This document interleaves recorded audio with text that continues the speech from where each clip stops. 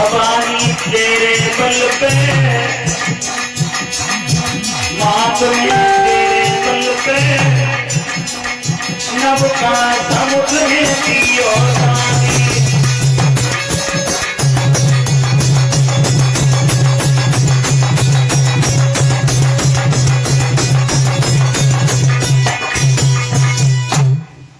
ये गोविंद भगवान की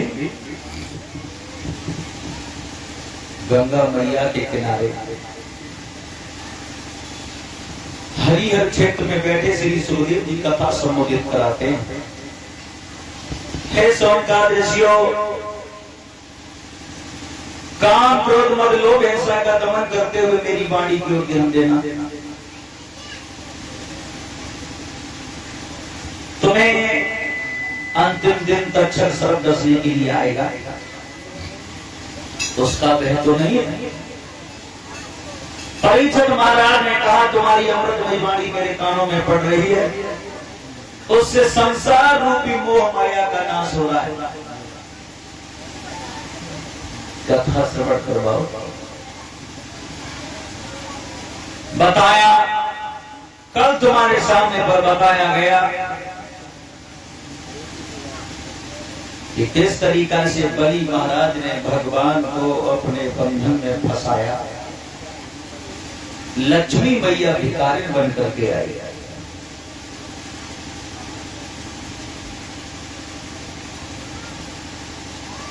आप लोगों ने देखा होगा लक्ष्मी पर सब मानते हैं,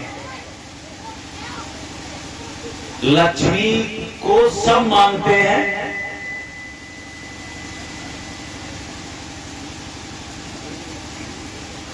लक्ष्मी भी एक दिन मांगने के लिए गई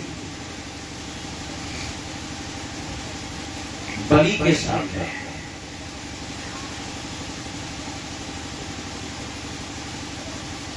श्री सुखदेव जी ने सवाल किया है परीक्षित से, हम ये जानना चाहते हैं कि परीक्षित कौन है। परीक्षित महाराज ने अपने सिर पे हाथ रखा, सिर में ये परीक्षित है। बोले नहीं, ये परीक्षित नहीं है। माथे पर हाथ रखा, ये परीक्षित। बोले नहीं। मुंह पर हाथ रखा, ये परीक्षित है। बोले नहीं। गर्दन पे हाथ रखा, ये परीक्षित है। बोले ये भी परीक्षित नहीं है।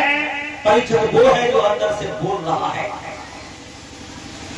और जो बोल रहा है वो कभी दिखाई नहीं देता, जो दिखाई नहीं देता वो कभी मिटता नहीं।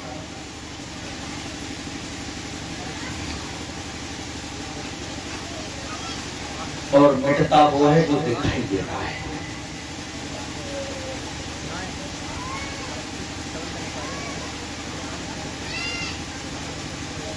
आज तुम्हारे सामने बताने के लिए जा रहे हैं सूर्यवंश में दशरथ महाराज के घर में 3 रानियां थी, शरीर पर चौथा पन आ गया, संतान नहीं हुई।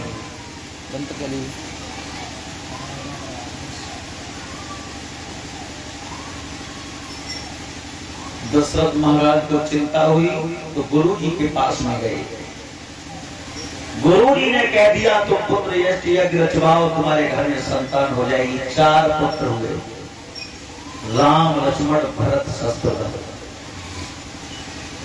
धीरे धीरे धीरे धीरे 4 लड़का जब बड़े होते चले गए, एक दिन मुनि विश्वामित्र ने जंगल में यज्ञ शुरू कर दिया। राक्षसों ने यज्ञ होने नहीं दिया। यज्ञ की रक्षा के लिए मुनि विश्वामित्र का आना हुआ अयोध्या में।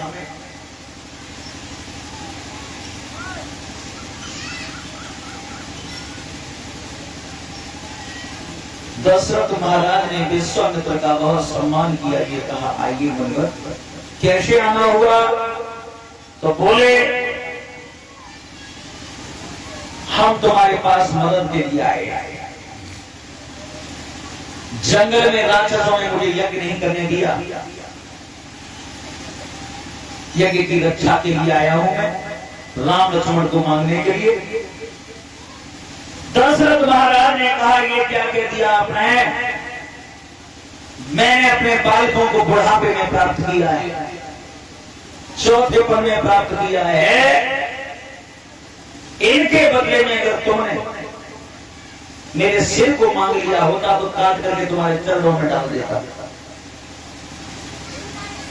मना कर दिया। दशरथ महाराज ने राम लक्ष्मण को नहीं भेजूंगा। पास में गुरु वशिष्ठ बैठे थे, उन्होंने कहा दशरथ तुम्हें पता नहीं है, राम लक्ष्मण का अवतार पृथ्वी का भार हरण करने के लिए हुआ है। अगर ये आए हैं तो विश्वामित्र से मना मत करो, इनके साथ राम लक्ष्मण को भेज दो। गुरु जी ने जब कहा तो दशरथ ने राम लक्ष्मण को बुला करके आज्ञा दी है कि तुम अपनी मैया से आज्ञा लेकर के चले जाओ विश्वामित्र के साथ। राम लक्ष्मण कौशल्य मां के सामने जाकर के खड़े हो गए और हाथ जोड़ करके बोले, मां कि दशरथ के हाथ पिताजी ने और बेबी ने हाथ हमारे।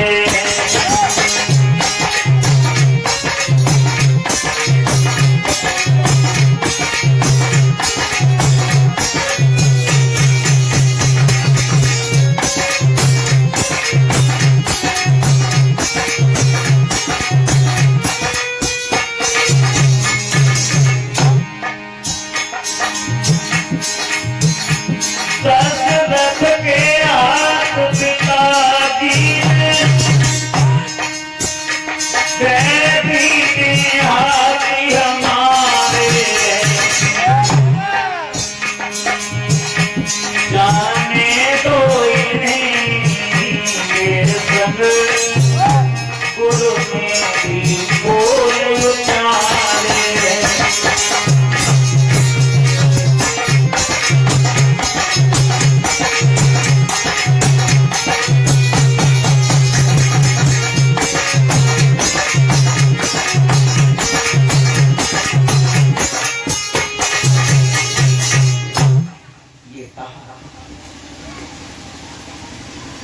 ये कहा पिताजी ने कह दिया, मां हम तुम्हारे साथ आज्ञा लेने के लिए आए, हम तुम्हें पूछने आए। कौशल्या ने कि जब मैया कई गुम नहीं करते, जब पिताजी ने कह दिया तो जाओ। राम लक्ष्मण मां से आज्ञा लेकर के पुनः आए कचहरी में। अपने पिता से कहा, मैया ने भी आदेश दे दिया है, राम लक्ष्मण विश्वामित्र के साथ में चलने के लिए तैयार हुए। तो दशरथ महाराज ने रास्ता रोक लिया मुनि विश्वामित्र का और बोले, ले जा रहे हो मेरे बालकों को, एक बात का ध्यान रखना। बोले,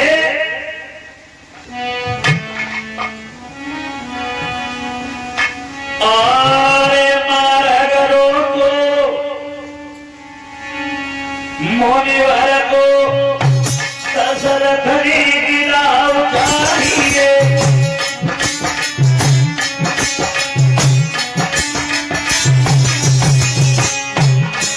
आए मारगरो को मुनिवर को दशरथ ने गिराव चाहिए।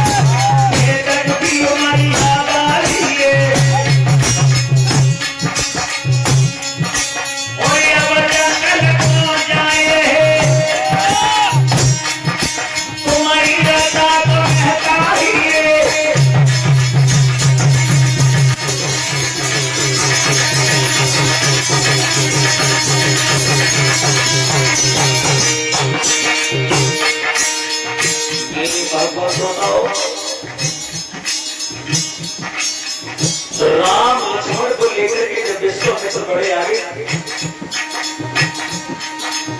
दशरथ महाराज ने कहा मेरे बालकों को लेकर के जा रहे हैं आप, इस तरीका से लेकर के जा रहे हैं उसी तरीका से सुरक्षित लौटा करके जाना।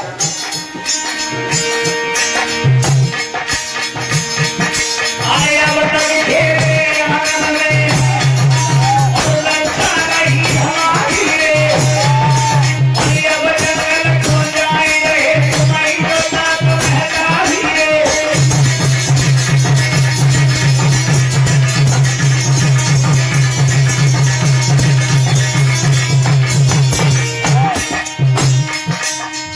ये कहा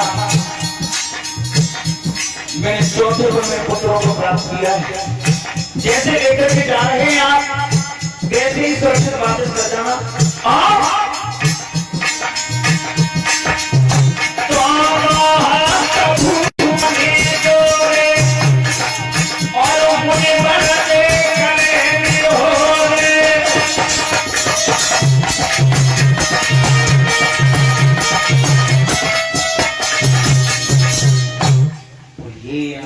कंद भगवान के हाथ जोड़ करके कहा जैसे ले जा रहे मेरे बालकों को वैसे ही सुरक्षित वापस कर जाना।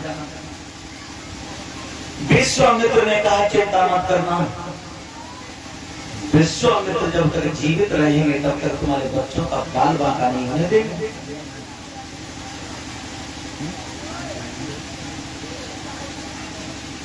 बात तो मुश्किल हो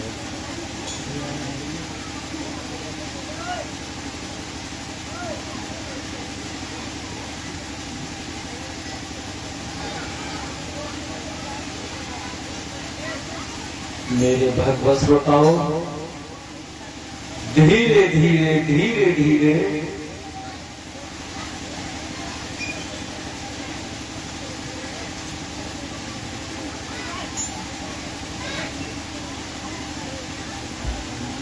विश्वामित्र जब जंगल में गए, महात्माओं को इकट्ठा करके पुनः जब यज्ञ करना प्रारंभ करना चाहा, राम लक्ष्मण से कहा राक्षस आएंगे उनसे मदद करना। विश्वामित्र ने जैसे ही यज्ञ प्रारंभ किया,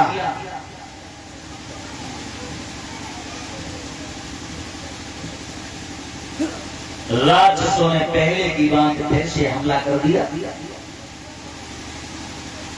हार मांस मदिरा ले लेकर के दौड़े हवन कुंड में छोड़ने के लिए। विश्वामित्र ने इशारा दे दिया यही है वो जो हमें यज्ञ नहीं करने देते। राम लक्ष्मण दोनों तैयार हो गए युद्ध के लिए। घमासान युद्ध हुआ। कुछ राक्षस जो आगे बढ़कर के लड़े वो मारे गए और कुछ पीछे मर्तबों को पकड़े भागे। यज्ञ के पास एक भी राक्षस नहीं आने दिया राम ने। यज्ञ सफल करवाया। उसके बाद दशरथ ने यज्ञ की रक्षा के लिए जो पुत्र भेजे बालपन में,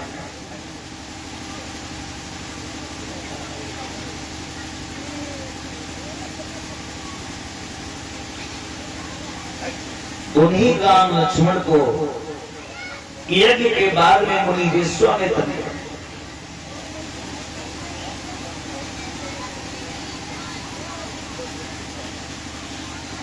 विद्या अध्ययन के लिए बिठा लिया। विद्या सिखाते हैं। इधर तो राम लक्ष्मण विद्या का पाठ सीख रहे हैं और उतरे जनकपुर में जनक महाराज की बेटी सीता शादी लायक भई। और जब शादी लायक भई तो जनक महाराज ने खुले तौर पत्र में लिखा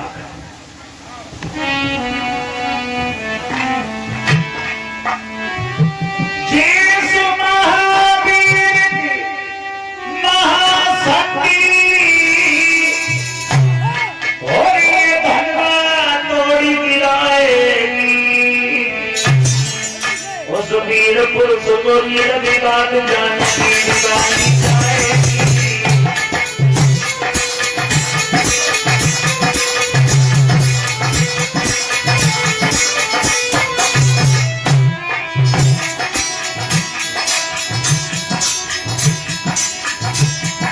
जिस महावीर की महाशक्ति ये धनवा बोली आएगी जाने की दीवानी जाएगी।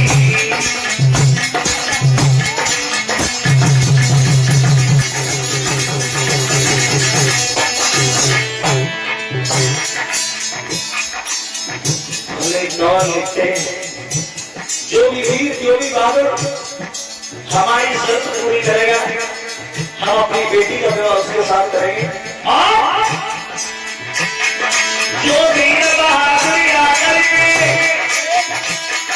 जो वीर बहादुर आकर के धनवा करके जोड़ेगा जनक गुलामी सीता दया करके नाता जोड़ेगा।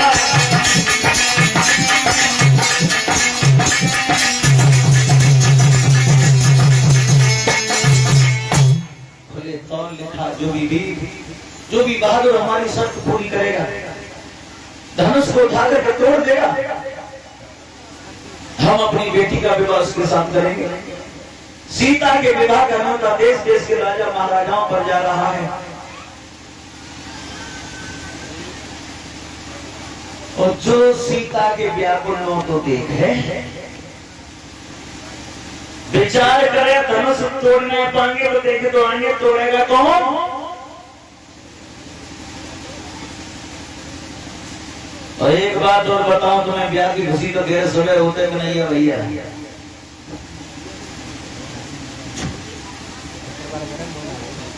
विवाह की खुशी सुबह होती है और देखो अगर घर में लड़का ब्याह ला कह जाए और ब्याह में आ रहे हो अगर हिसाब किताब ने बढ़िया है तो विवाह में बधाई देते हैं चेन्नई लेन देते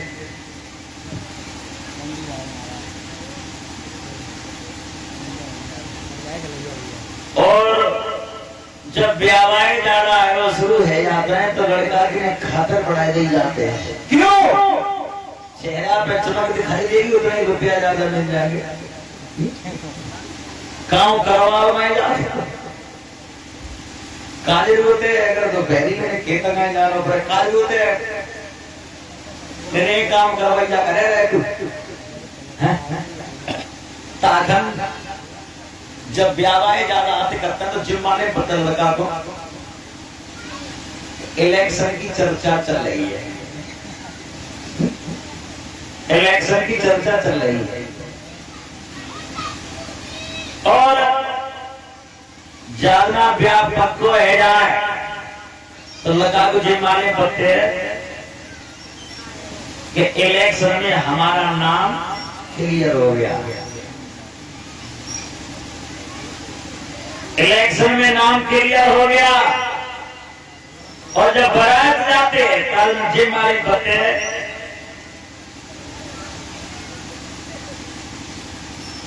तो वोट पड़ रहे और ब्याह है कि जब घरे आते हैं लौट के विदा करवाए के संग लाए जाते और चार छगना काट के जब लड़की पे घरे जाते हैं पीहर के तो जिम्मेदारी बनते हैं इलेक्शन पूरी तरीका से देश देश के राजा महाराजा विवाह की तैयारी कर रहे धनुष तोड़ नहीं पाएंगे तो देख तो आएंगे कौन तोड़ेगा। क्यों? जब पहलवानों का अखाड़ा लगता है तो लड़ने वाले मल्ल कम होते हैं दिखवैया ज्यादा होता है।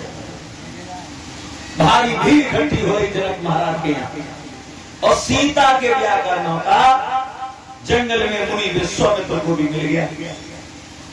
राम लक्ष्मण को लेकर के चले विश्वामित्र धीरे धीरे जो जंगल में होकर के निकले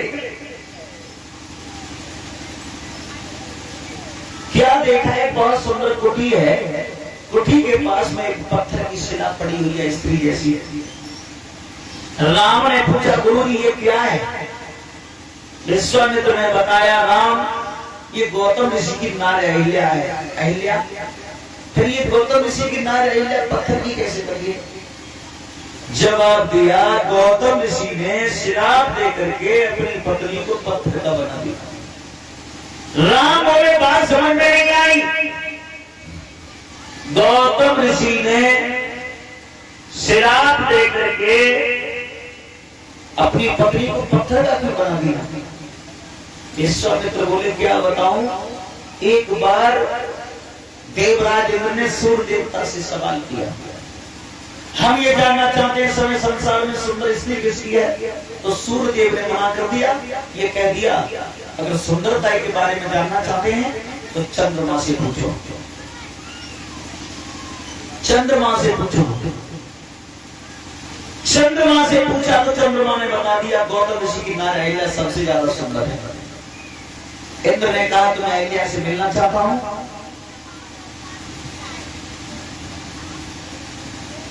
और चंद्रमा उसमें तुम्हें हमारी मदद करनी होगी। चंद्रमा बोला मदद? कैसी मदद? तो इंद्र ने समझा करके कहा कि तुम मुर्गा बन जाना, मैं साधु बन जाऊंगा।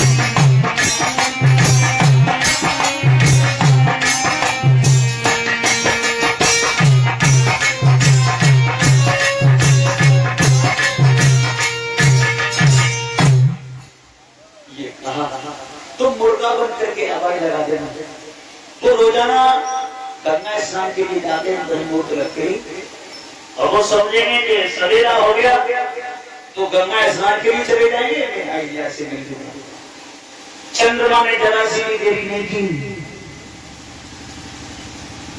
मुर्गा बन करके चलाए। आधी रात्रि जब आवाज लगाई, गौतम ऋषि समझ गए सवेरा हो गया, गंगा स्नान के लिए चले गए। यार तुम्हारा ईगो बढ़िया नहीं बोलता, गले में दर्द करता है, छाती फूलती है, ईगो सही सेट करिए।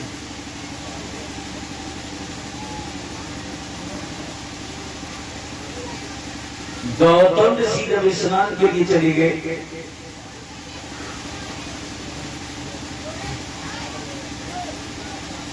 इंद्र उन्हीं का रूप बना करके कुटिया में प्रवेश कर गया।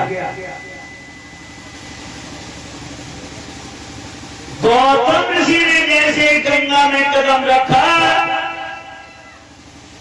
गंगा की धार से आवाज आई, कौन है अभागा जो हमें रात्रि में सोने नहीं देता? गौतम ऋषि ने कहा हम तो रोजाना स्नान करने वाले वही तुम्हारे गौतम हैं। गंगा की धार से फिर आवाज आई, गौतम लौट करके चले जाओ, तुम्हारे साथ में छल हो रहा है। भीगी हुई धोती को कंधा पर डाल करके दौड़े, कुटी के द्वार पर मुर्गा जो बैठा था खींच करके धोती का प्रहार किया। चंद्रमा मुर्गा के रूप में आवाज देता हुआ निकल गया। देवराज इंद्र भी निकल गया मौका पाते ही। विश्वामित्र बोले राम, गौतम ऋषि ने अपनी पत्नी को श्राप देकर के शीशर पत्थर का बना दिया और ये दाएं चढ़ के मुठा की रज मांगती है, इसका उद्धार कर दो। राम आगे बढ़े, दाएं चढ़ के मुठा को जैसे छुआया, पत्थर से पुनः स्त्री बनने के बाद परम धाम के लिए चली गई। ये बात तो लिखी पौराणिक विषय वालों ने, जो रामायण लिखी है उन्होंने, और आध्यात्मिक विषय वालों ने जो रामायण लिखी है उन्होंने ये लिखा कि गौतम ऋषि ने इतने कड़वे शब्द बोल दिए थे, उन शब्दों को सुन करके अहिल्या कुटिया में ऐसे निवास करती थी जैसे पत्थर की मूर्ति। अपने मुंह से कुछ कहती नहीं थी, जैसे पत्थर की मूर्ति नहीं बोलती। तो भगवान श्री राम ने दोनों का मिलन करवाया। ये आध्यात्मिक विषय वालों ने रामायण में लिखा। राम लक्ष्मण अपने गुरुजी के साथ में आगे के लिए बढ़ने लगे और धीरे धीरे धीरे धीरे जनकपुर में गए। जनकपुर की शोभा देखने के लिए राम लक्ष्मण गुरुजी के पीछे पीछे चल रहे थे। बहुत सुंदर गलीचा बिछे हुए थे गलियों में। जनकपुर की स्त्रियां राम के रूप को निहार करके विचार करती हैं, वैसे अगर सही कही जाए, हकीकत कह दी जाए, तो सीता लड़का तो ये है जो सामने उनका आगे आगे चल रहा है। लेकिन शादी में तो शर्त है। एक की बहन पर मुझे ऐसी लग रही है धनुष जब बालक बना।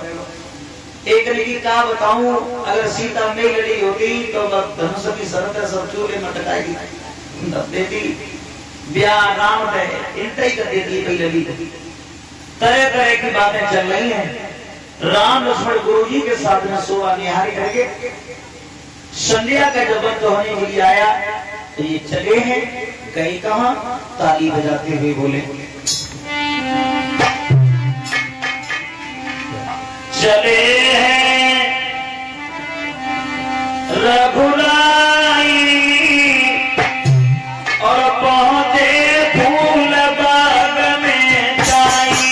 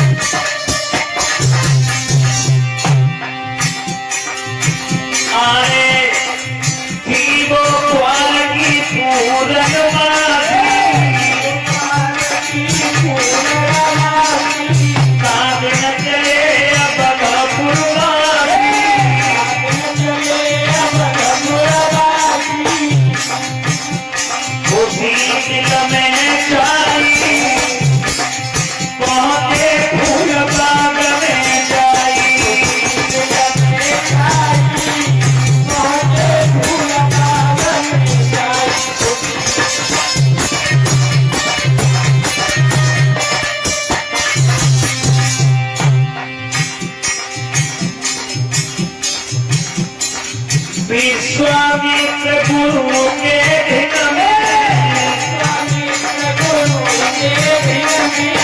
बैठे राम लखन के संग में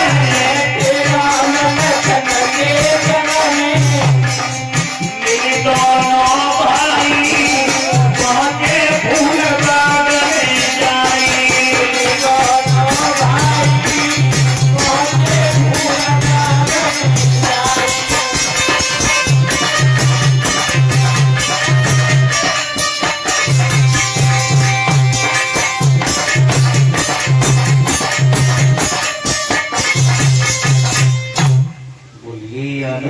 कंद भगवान के राम और लक्ष्मण गुरुजी के साथ में बगीचा में गए हैं।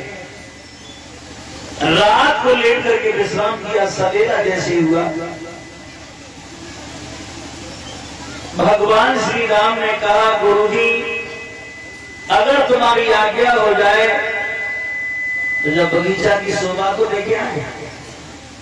विश्वामित्र ने कहा जाओ, लेकिन लौट करके जल्दी आना। राम लक्ष्मण दोनों बढ़े आगे।